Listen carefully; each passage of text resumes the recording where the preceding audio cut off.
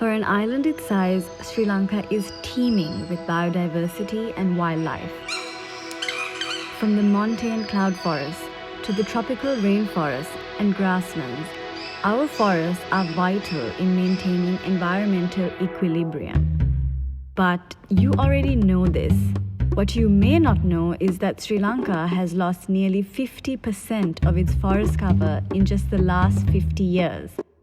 Now, a controversial circular could endanger more of our forests. You've probably heard of Circular 5/2001, but to understand why it has been in the news recently, you need to first understand why it was introduced. Circular 5/2001 was issued in August 2001. Now, Circular number 5 of 2001 is quite historic, handing over the management of the land previously managed by the divisional secretaries to be now managed, developed, and protected by the Forest Conservation Department. This was amended by Circular 2/2006, issued in May 2006, to allow the release of barren, unforested lands for development activities. Both these circulars protected what is referred to as other state forests. These are forests that do not have any legal protection under the Forest Conservation Ordinance.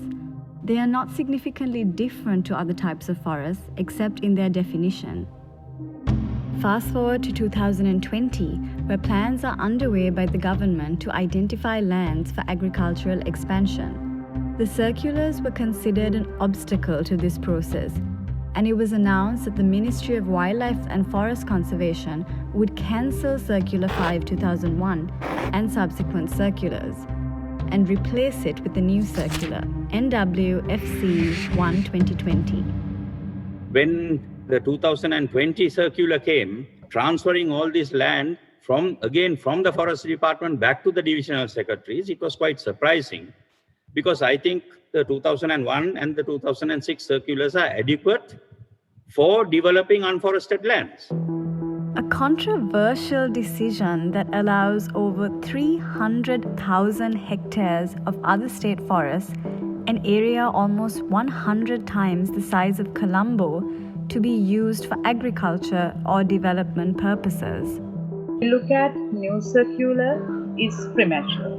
I think it was not timed, not properly drafted. When decisions are made at a decentralized level, particularly in Sri Lanka, and experience has shown that it is subject to quite a lot of political pressure. In a situation like that, issues such as ecosystems and ecosystem services may be neglected while making decisions to hand out land for development. The rationale given by the cabinet spokesman claimed that activities of chaina farmers, those that engage in a type of slash and burn farming, were being affected by the circulars.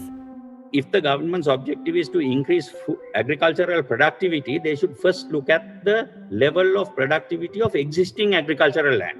Sri Lanka's productivity per unit area of existing agricultural land is very low.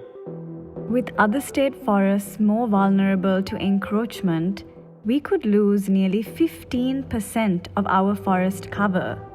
Development of forested lands, as the 2020 circular seems to imply, is completely contrary to the government's own development plan.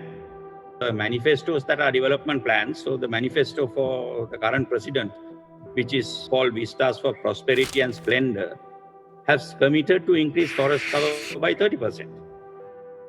While on the one side you are talking about increasing forest cover, on the other side you are destroying existing forest cover. So it doesn't really make sense. It is estimated that 30% of montane forests that serve as critical watersheds could be impacted if other state forests are not managed properly. Ecosystems provide services that are needed by humans for development. Water availability and water quality, recharge of the aquifers, and soil fertility are a few such ecosystem services that these forested ecosystems will be providing. Forests are destroyed, And the development that is resulting from such destruction of forests will not be sustainable due to the reduction of water, which is the lifeline for any type of development, agricultural or otherwise. Endemic and endangered species could be driven to a point of extinction if their only habitat is situated within these forests.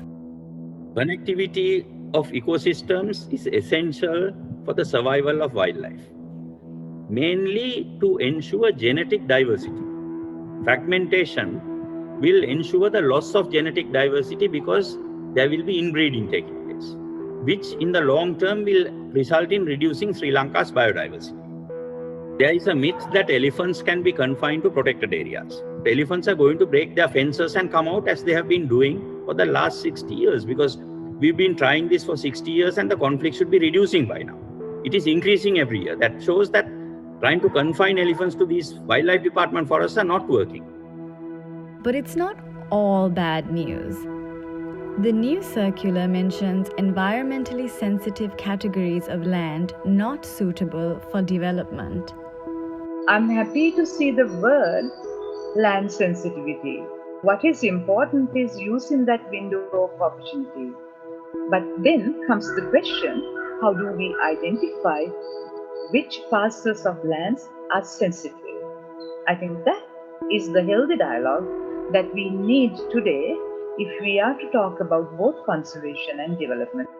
Hope for me is one day to see at each divisional secretariat level a map, a land use map that indicates what are the environmentally sensitive areas so that that land is never touched and it is set aside for our own benefit and for our continued development of the country.